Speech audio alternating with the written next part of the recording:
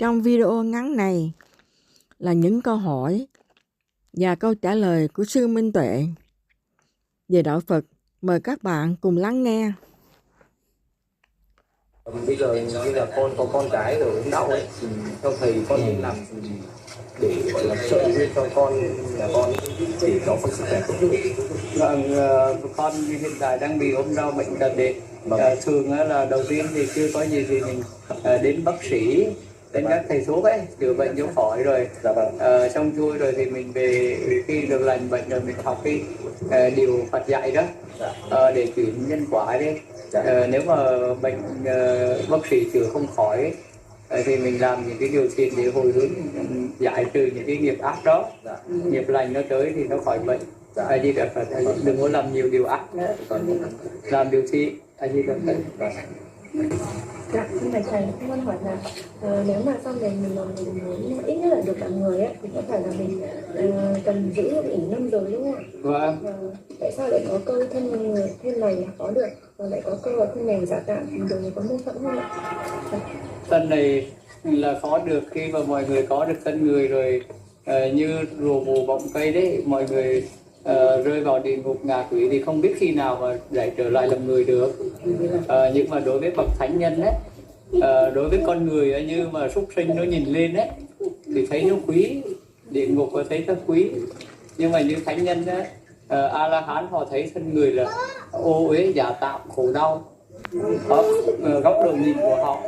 Nhưng mà giờ mình phạm nhân mà mình lấy cái góc độ nhìn đấy thì mình không hiểu ra. Đó là thánh nhân họ nhìn xuống cái thân này là bọt nước, giả tạm, ô uế, bẩn thỉu, nhưng mà mình thì nhìn rất là quý, đúng không? Con người thì nó là tô đẹp, đâu dám bỏ đâu. Đó là góc nhìn khác nhau của họ. Những cái người mà như trâu bò, địa ngục ngạ quỷ súc sinh, họ rất là muốn có thân người, con người cũng thế, nhưng mà họ không có được. Nhưng mà như A La Hán thánh nhân mà họ muốn có thân người thì họ không muốn, rất là gớm, bệnh chết, già chết, đau khổ đấy, thì họ là thân giả tạm, được vô thường, có được mấy chục tuổi rồi chết, rồi cũng đi chết, bệnh chết á. Họ biết như thế thì thân là như bọt nước, không có đáng quý gì cả. Dạ, A Di Đà Phật, A Di Đà Phật. Thế phải để làm người giờ mình ít nhất là cần giữ năm giới đúng không ạ? Vâng, giữ năm giới với lại thân người quý, không có tuy là như thế nhưng mà có thân người mới tu hành thành Phật được, không mới thành thánh nhân được, thì nó quý điều đấy.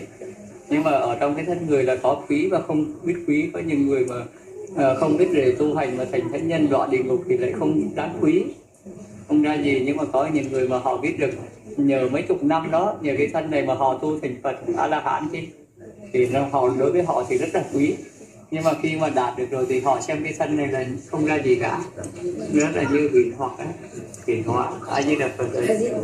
Con không muốn quay trở lại về thời gian này nữa thì có được không thầy? Cũng được, nhưng mà mình phải tu tập có công đức, có quả báo mới về được. Chứ nhờ mình không có giữ giới, không tu hành mà đòi trả bó thân để về thì cũng không được, nó bắt lại.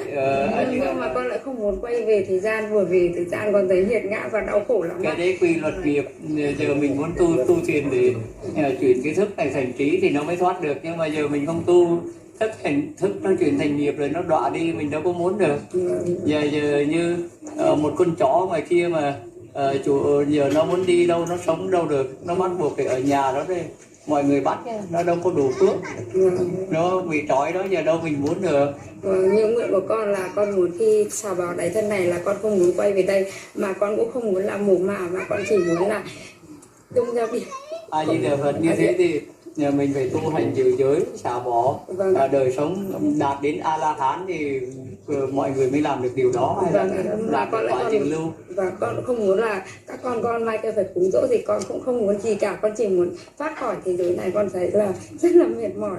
Cái đó là cái ước nguyện của mình, ai cũng ước nguyện như thế, nhưng mà mình không thực hành thì nó không có. Chỉ cứ làm phước nhiều Con nguyện là chơi được gì ạ? Còn con đừng muốn nguyện là được như thế á. Và nguyện như thế thì mình phải thực hành, cào bỏ râu tóc đi để không có nuối tiếc điều gì, xả ly hết thì nó thoát khỏi phiền não phiền phức thì mình mới đạt được như ước nguyện của mình.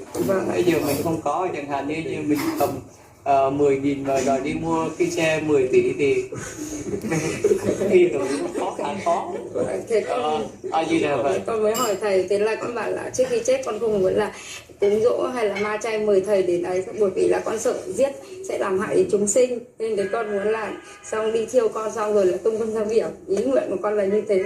Cái đấy là điều do ước nguyện, kể cả mọi người không muốn thì họ con của cô, hay là trừ khi cô không có con hay là cái gì ở trong rừng sâu tu thiền như mấy vị kia thì nó như thế, nhưng mà ở nhà cô không nói gì họ cũng làm theo thủ tục hiện nay. Không, con sẽ viết lại di chúc ạ. Cô viết cho họ Con không muốn á. đấy thì việc của mình đấy. Và con muốn là giải thoát, không muốn quay về thời gian này nữa.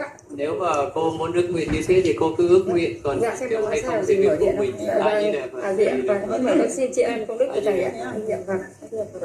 Bạch thầy cho con hỏi là ly thì nấu cơm cho tăng thì có trong cái sách có ghi là phạm giới không ạ? Có phạm giới, không ăn được của ni. Vâng. Dạ, người tăng thì không ăn được của ni. Dạ, ăn gì được rồi. Người ni người ta buông bỏ tu hành rồi mà còn nấu ăn gì nữa. Vâng. Nhưng mà người ni á, còn nấu cơm đó là chưa phải là ni. Vâng. Họ là cư sĩ, họ nấu thì được. Thì được. Nhưng mà đã ni họ giữ 348 giới rồi, đâu có họ đi các thực họ xin ăn, đâu có nấu cơm nữa. Vâng. Nếu mà đang nấu cơm thì không phải là ni. Vâng. A Di Đà Phật. Vâng, cảm ơn thầy. Nếu mà đã là ni thì không phải là ni thì không phải phạm giới. Vâng. Họ chỉ là cư sĩ tại gia đầu trọc như thế thôi, nhưng mà không đủ giới, không phải là ni được. Vâng. A Di Đà Phật. Thầy cho con hỏi là vì sao chỉ được xuất gia 7 lần? Cái đấy thì quy định của Đức Thế Tôn mình cũng không biết được. Cái đấy Đức Thế Tôn nói như thế thì mình biết như thế thôi chứ. Trong kinh sách có ghi lại. Trong kinh sách ghi lại đấy. Vâng. Đức Thế Tôn nói trong kinh sách lại thì mình nói, chứ mình cũng không giỏi hơn Đức Thế Tôn để nói 8 lần. Vâng. Tại sao Đức Thế Tôn không nói 500 lần? Vâng. Đó, Ngài nói 7 lần thì mình cứ cho là 7 lần. Chẳng hạn bây giờ hỏi thế là tại sao lại làm người phải giữ 5 giới? Vâng. Sao không 6 giới hay không 4 giới hay 3 giới? Cái đấy thì Ngài đã nói như thế thì mình thực hành theo thôi. Vâng. Mình niềm tin, nhưng mà mình không có nói là sao ông nói là không cho một giới để làm người. Vâng. Tối thiểu của hắn như thế. Vâng. Chư thánh Chánh Đẳng Giác nói như thế, hay là đối với giáo pháp của Ngài là 7 lần thì 7 lần như thế. Vâng. Thì mình cũng nghe như thế thôi, chứ mình không nói là sau 6 lần hay 8 lần đấy. Vâng. A Di Đà Phật, A Di Đà Phật. Dạ bạch thầy cho con hỏi là nếu như mà mình xuất gia 8 lần thì vượt cái quá số lần 7 lần thì như vậy có phạm giới hay tội lỗi gì không ạ? Thì Ngài đã không cho lần thứ 8 thì thôi mình đừng có xuất gia nữa. Vâng. A Di Đà Phật. Thưa thầy cho con hỏi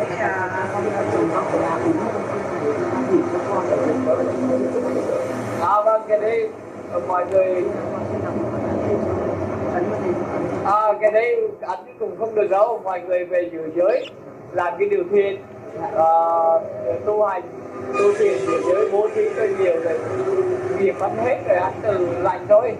Chứ từ mình chữa bệnh cho mình chứ không ai như thế được. Anh chỉ là thưa thầy cho con hỏi thầy cho đến thời điểm này thì thầy cảm thấy là thân tâm thầy có an lạc chưa thầy? An lạc đến mức độ như thế nào thôi, bởi vì có những lúc an lạc như thế nào thôi, chứ còn an lạc như Như Lai chưa có, an lạc như A La Hán chưa có.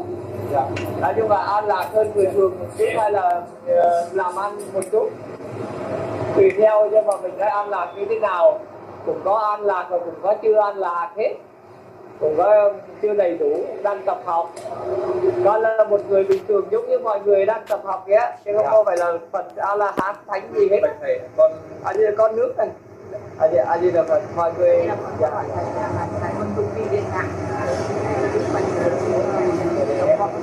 Dạ được. Dạ A Di Đà Phật, A Di Đà Phật.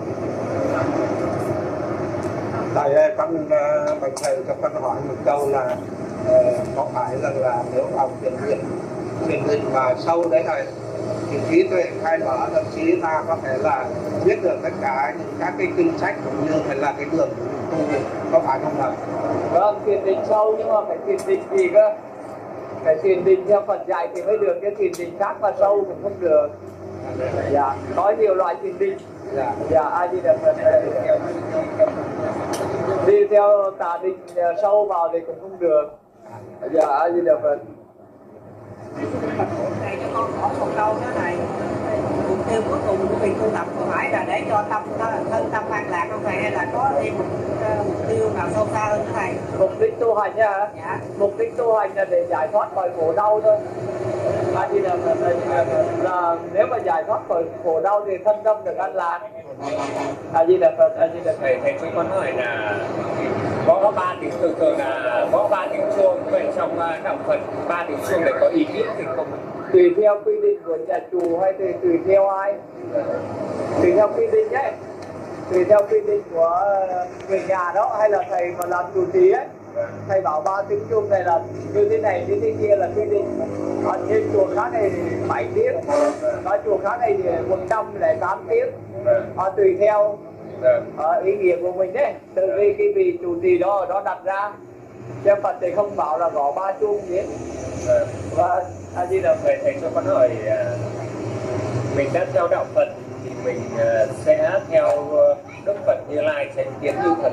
Thời Đức Phật ngày xưa không nhận tiền cúng dường của các Phật tử, nhưng mà hiện nay con thấy rằng là thầy có những thầy thậm chí là tỳ kheo, thậm chí là chủ trì của chùa nhận tiền mặt trực tiếp sang tay, như vậy thì thầy chủ trì đó có phạm giới luật không?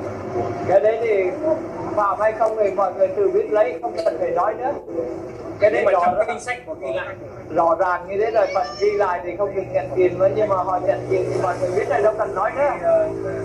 Ai làm đấy chịu chứ. Tự nhiên giờ một người mà nói là không, trong giới luật thì không bảo không nhận cất giữ tiền bạc, mà giờ mình cất giữ tiền bạc hay phạm hay không thì không cần nói nữa.